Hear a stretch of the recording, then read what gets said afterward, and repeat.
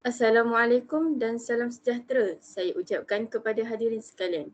Sebelum kita memulakan forum pada pagi ini, kita buka forum kita dengan Ummul Furqan Al-Fatihah.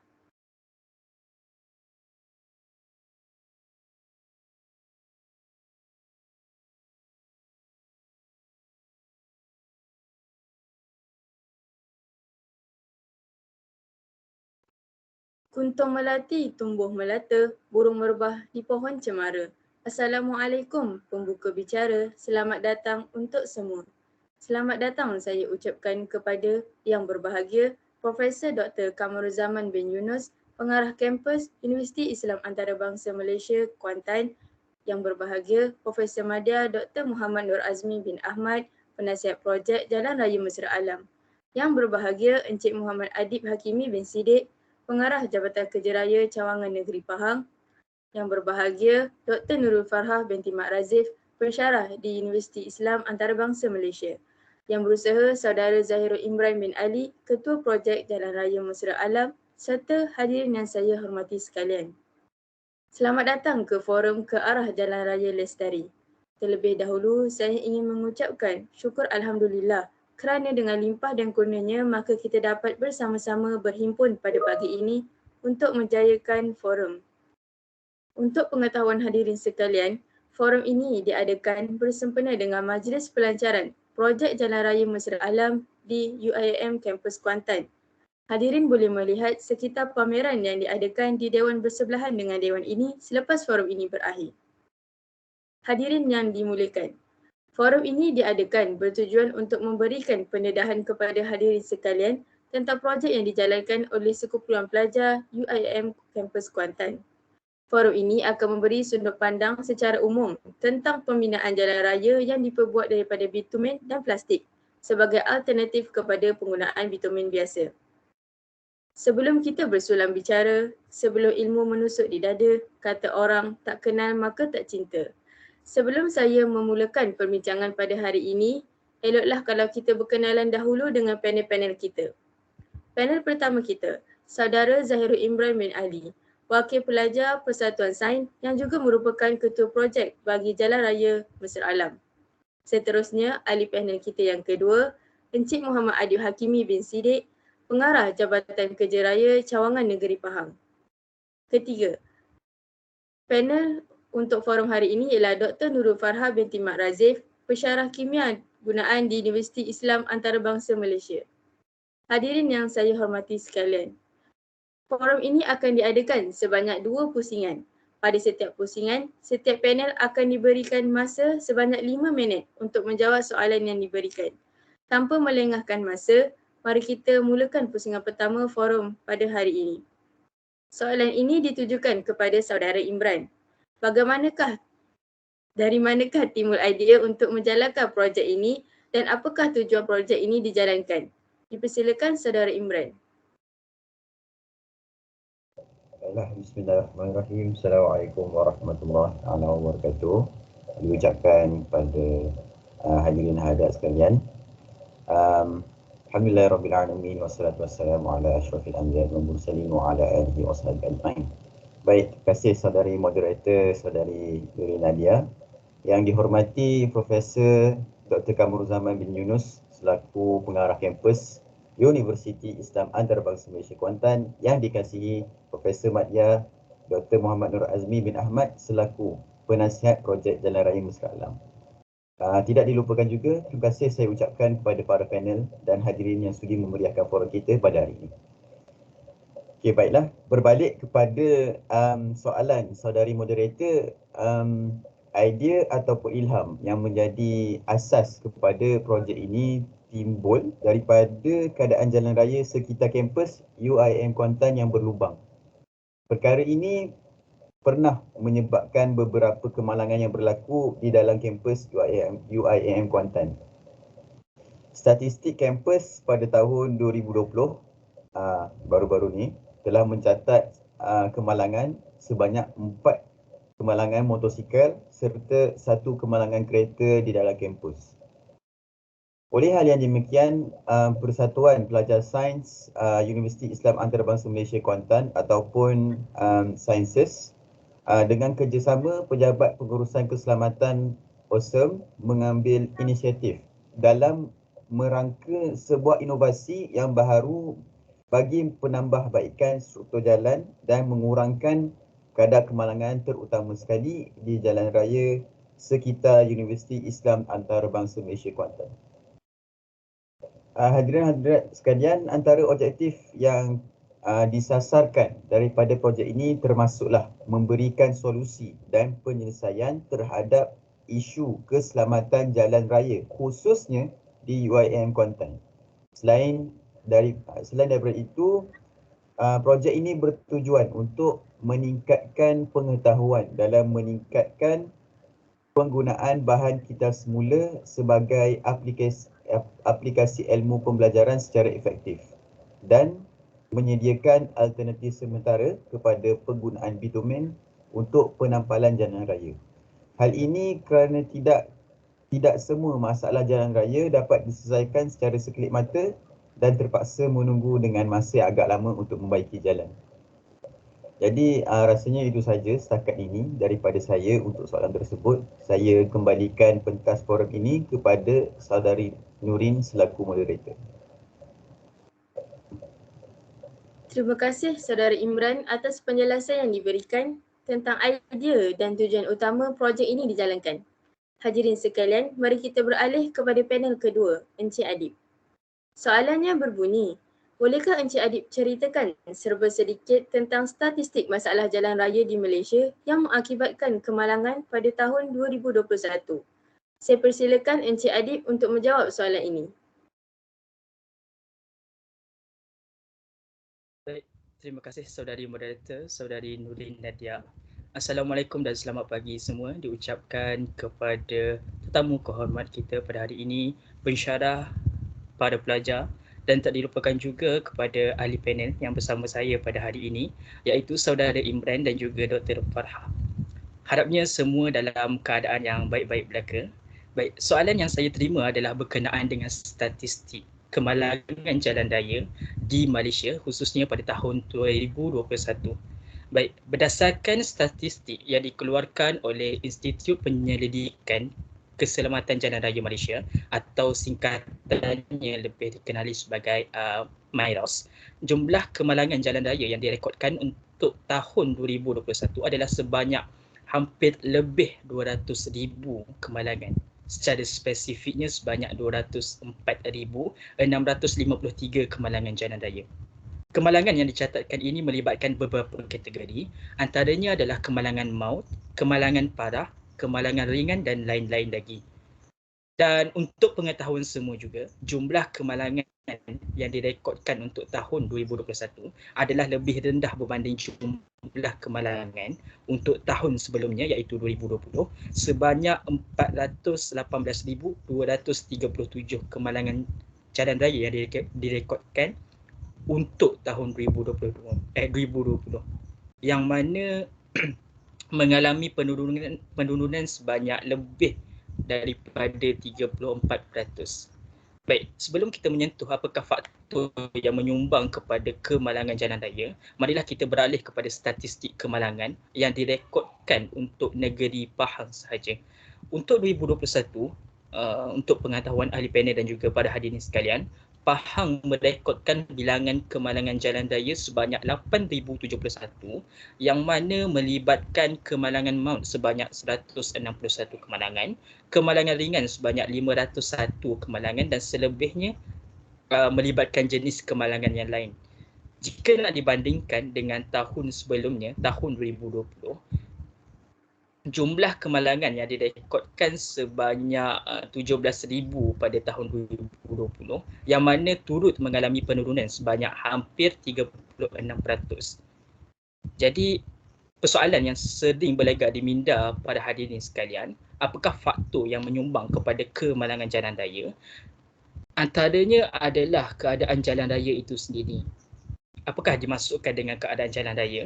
Keadaan jalan raya termasuklah jalan berlubang, iaitu keadaan fizikal jalan raya yang berlubang serta rosak akibat kerja-kerja pembinaan sepanjang 2018 hingga 2020.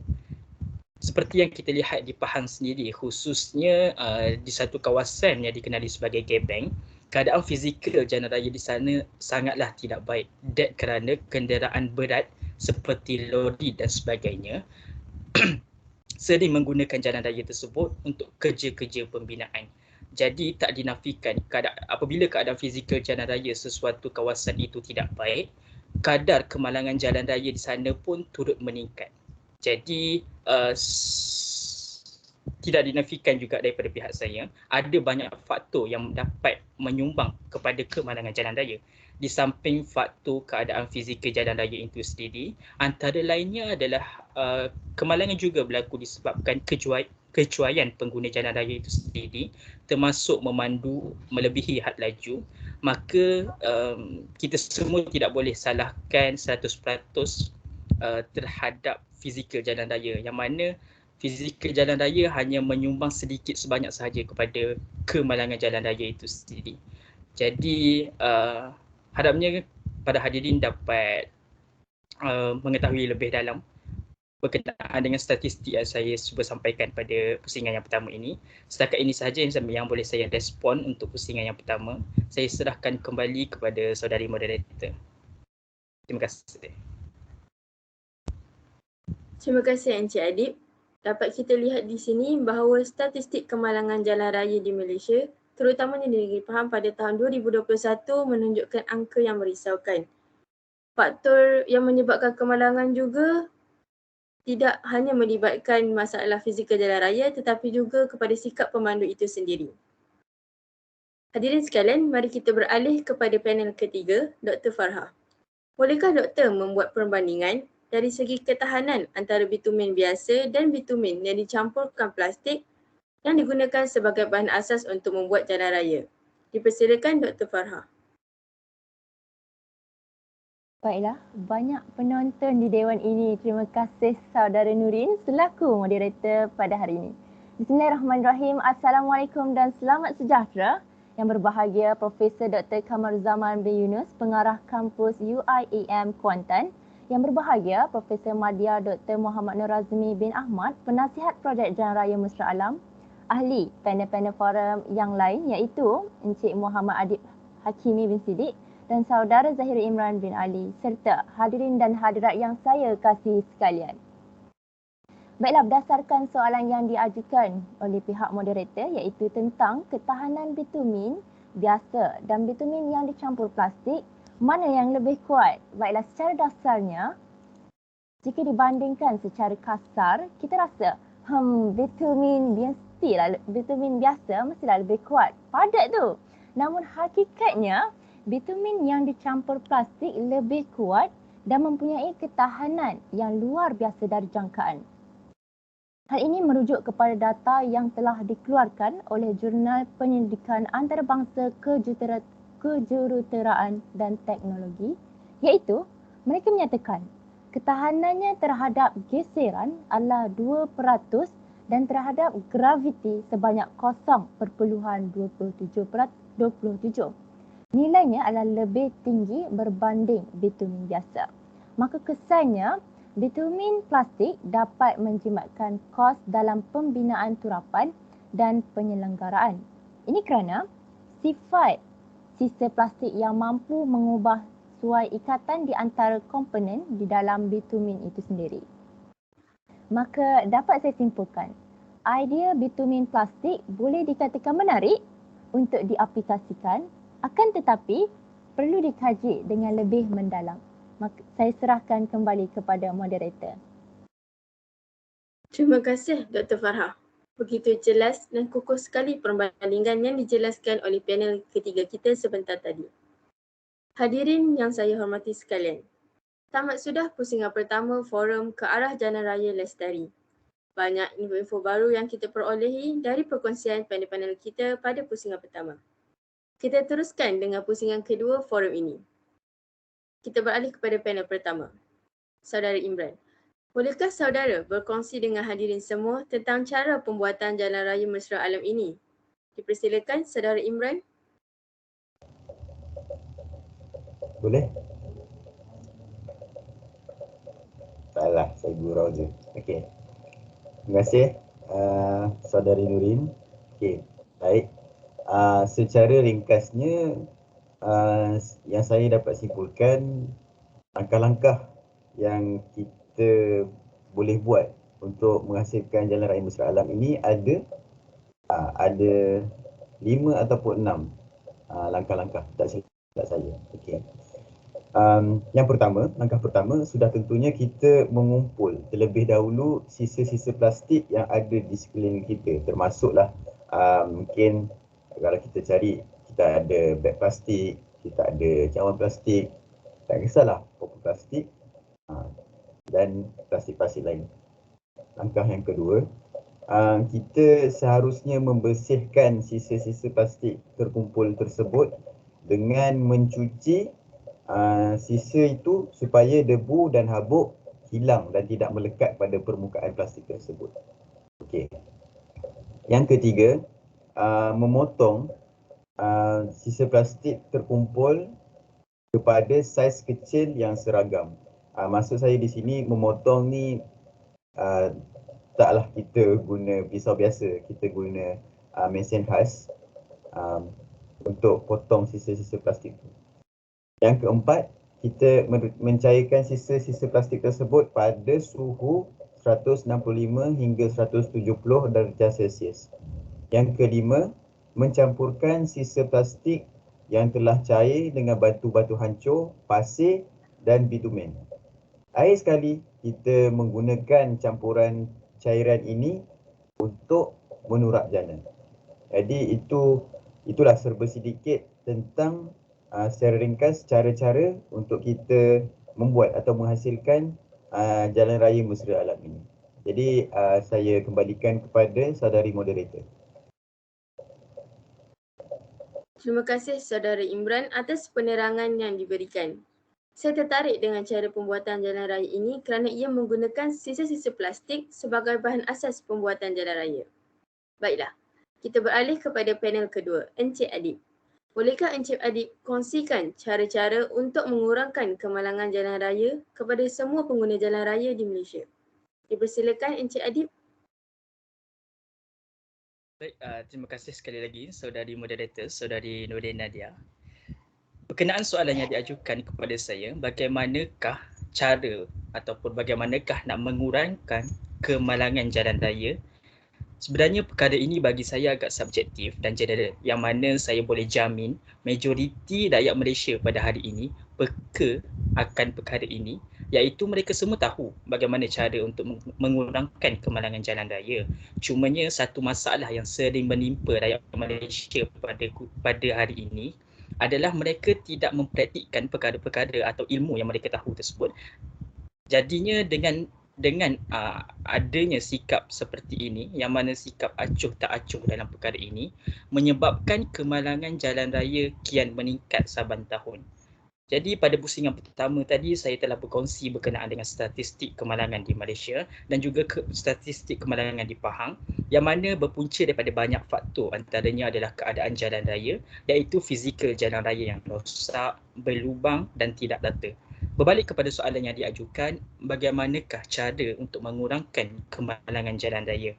Baik. Perkara pertama yang saya sampaikan adalah supaya sentiasa berwaspada dengan situasi di jalan raya. Sebagai contoh, jalan raya tidak rata, berlubang dan juga ketika hujan. Keadaan ini macam yang saya pernah cakap pada pusingan sebelum ni, sedikit sebanyak menyumbangkan kepada berlakunya kemalangan. Memandu di atas jalan raya yang keadaan fizikalnya tidak elok dengan laju akan menyebabkan tayar kereta tidak dapat dikawal dan seterusnya kemalangan akan berlaku. Jadi untuk elak perkara ini, inisiatif yang dicadangkan oleh pensyarah dan juga pelajar di UIM Kuantan, Saudara Zahirul dan juga Dr. Farhah, iaitu untuk mencipta satu bahan yang dapat menggantikan bitumen jalan raya yang sedia ada dengan barangan-barangan terpakai, bagi saya adalah antara solusi yang terbaik. Hal ini menarik minat saya pada pertama kali pejabat kami menerima kertas kerja daripada pihak mereka. Saya meneliti satu persatu kertas kerja tersebut dan terus saya bersetuju untuk berkolaborasi dengan mereka untuk menjayakan projek ini. Walaupun perkara ini masih di peringkat eksperimen ataupun uji kaji ataupun di fasa awal, jadi saya yakin ianya mampu memberikan impak yang besar kepada negara pada masa yang akan datang, insya-Allah. Jadinya dengan adanya bahan ini sebagai pengganti bitumen yang sedia ada, saya yakin ianya mampu mengurangkan kes kemalangan jalan raya yang akan direkodkan setiap tahun.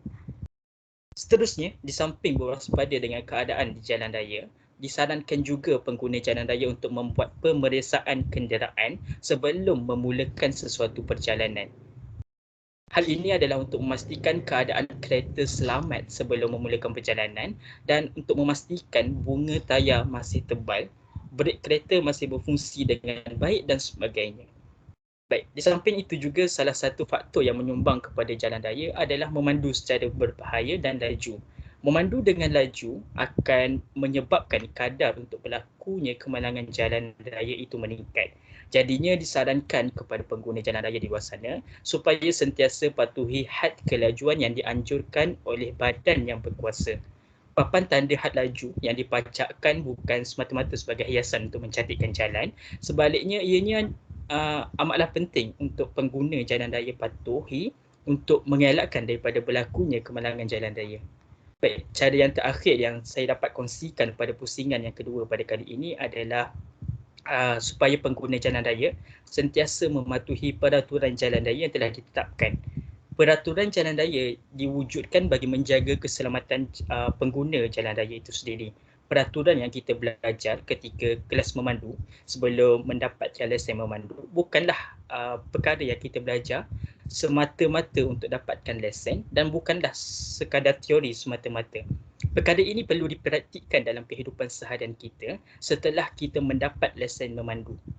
Bagi saya amat terkilan dengan pengguna jalan raya sekarang yang mana mereka belajar peraturan jalan raya tersebut supaya mereka lulus ataupun mendapat lesen memandu, tetapi setelah mendapatnya perkara tersebut seolah-olah tidak wujud dalam fikiran mereka atau boleh dikatakan mereka hilang memori akan perkara tersebut.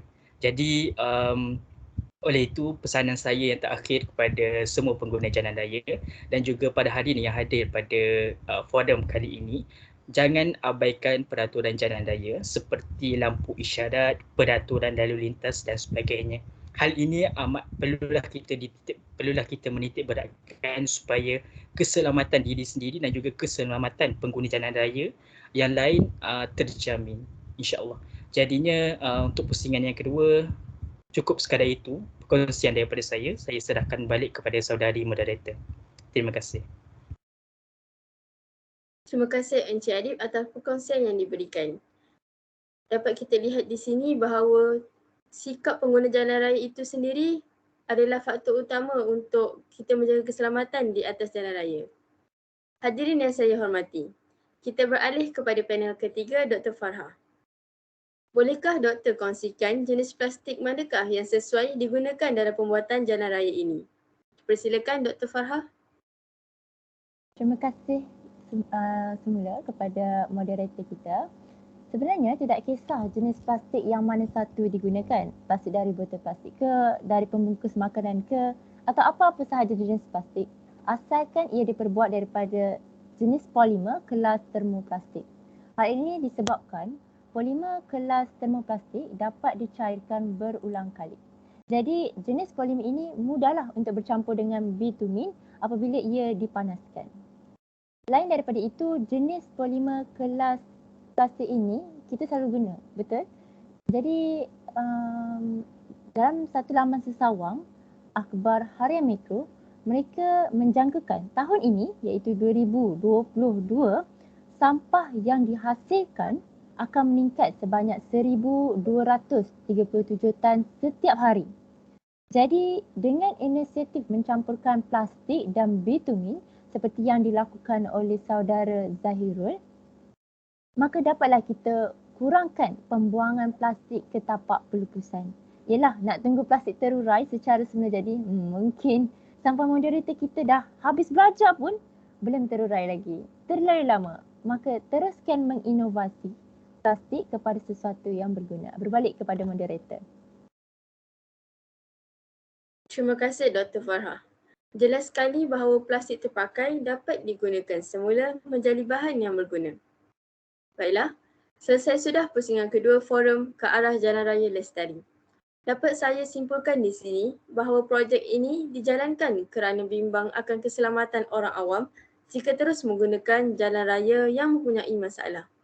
Selain itu, inovasi juga dilakukan terhadap bahan asas untuk pembuatan jalan raya dengan mencampurkan plastik dan bitumen sebagai langkah untuk meningkatkan ketahanan jalan raya yang dibina. Sebelum kita mengakhiri forum pada hari ini, saya buka laluan kepada semua panel untuk memberikan kata-kata akhir. Dipersilakan. Okey, sebagai kata-kata akhir, saya rasa saya nak berpantun lah seperti saudari moderator kita. Okey, dengarkan. Santun bukan sebarang santun. Santun bersemi berkiawan. Pantun bukan sebarang pantun. Pantun berisi doa harapan. Jadi harapan saya cuma projek ini berjaya dilaksanakan dan memberikan kesan yang baik terhadap kampus UiM dan dapat kita kurangkan penggunaan plastik serta menyelamatkan alam sekitar. Jadi itu saja daripada saya, insyaAllah. Terima kasih Saudara Zahirul, Encik Adib dan Dr. Farha. Baik, untuk kata-kata akhir saya tidaklah mahir dalam berpantun seperti saudara Zahirul dan juga saudara moderator kita pada hari ini. Tapi kata-kata akhir saya mungkin lebih kepada harapan untuk projek pada kali ini ataupun projek yang dianjurkan, yang dicadangkan oleh saudara Zahirul itu sendiri. Baik, jadi kata-kata akhir daripada saya berharap projek ini mendapat sokongan daripada semua pihak, termasuklah badan kerajaan, swasta dan sebagainya. Kerana usaha yang dicadangkan oleh pelajar dan pesyadah UiAM boleh berjaya di masa akan datang. Itu adalah pada pandangan saya lah. Walaupun sekadar ini, projek ini masih di fasa awal ataupun masih di peringkat uji kaji macam yang saya cakap sebelum ini, tetapi saya boleh beri jaminan terhadap keberhasilan projek ini pada masa akan datang.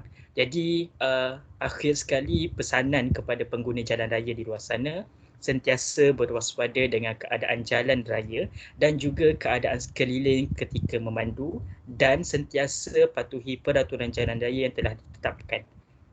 Sekali lagi saya berpesan, peraturan jalan raya yang dicipta bukanlah untuk menyusahkan pengguna jalan raya itu sendiri, tetapi ianya adalah untuk memberi jaminan keselamatan kepada pengguna jalan raya. Akhirul kalam, padu cermat, jiwa selamat, anda mampu mengubahnya. Terima kasih. Terima kasih Encik Adib. Dipersilakan Dr. Farha. Baiklah, tadi kita dah dengar pantun daripada saudara Imran dan kita juga telah mendengar pesan-pesanan khas daripada Encik Adib sendiri. Maka saya juga ada harapan kepada anak bangsa disebabkan saya merupakan seorang pendidik. Jadi saya berharap generasi muda teruskan usaha dalam mencari solusi kepada masalah-masalah yang dihadapi terutamanya di Malaysia. Saya yakin generasi muda ini, generasi muda yang di Malaysia sendiri mampu mendatangkan idea yang kreatif dan dapat digunakan dalam jangka masa yang panjang. Cadangan saya kepada semua pelajar, perbanyakkan penyertaan dan penglibatan dalam program bidang sains, teknologi, kejuruteraan dan matematik untuk meningkatkan ilmu pengetahuan yang sedia ada. Itulah harapan saya kepada anak bangsa kita. Baiklah, berbalik kepada moderator. Terima kasih Dr. Farha. Terima kasih semua ahli panel atas penjelasan, perkongsian dan harapan yang diberikan pada hari ini. Terima kasih juga diucapkan kepada Profesor Dr. Kamaruzzaman bin Yunus dan Profesor Madya Dr. Muhammad Nur Azmi bin Ahmad kerana sudi meluangkan masa untuk mendengar forum pada hari ini. Semoga hadirin mendapat manfaat dari perkongsian ilmu yang diperolehi dalam forum ini, sekaligus membuka minda tentang projek Jalan Raya Mesra Alam yang akan diadakan. Bunga Dedap di atas para, anak dusun pasang pelita. Kalau tersilap tutur bicara, jemari disusun maaf dipinta. Sekian sahaja untuk kali ini. Mohon maaf dari saya sekiranya ada terkasar bahasa, terlanjur bicara sepanjang mengendalikan forum sebentar tadi. Sesungguhnya yang terbaik itu datangnya daripada Allah dan kekurangan itu adalah kelemahan saya. Sebelum bersurai, hadirin dijemput untuk melawat pameran yang diadakan di Dewan Bersebelahan. Di atas dahan burung tempur, melihat rusa tepi perigi. Salam perpisahan untuk semua, di lain masa bersua lagi. Sekian, terima kasih. Assalamualaikum dan salam sejahtera.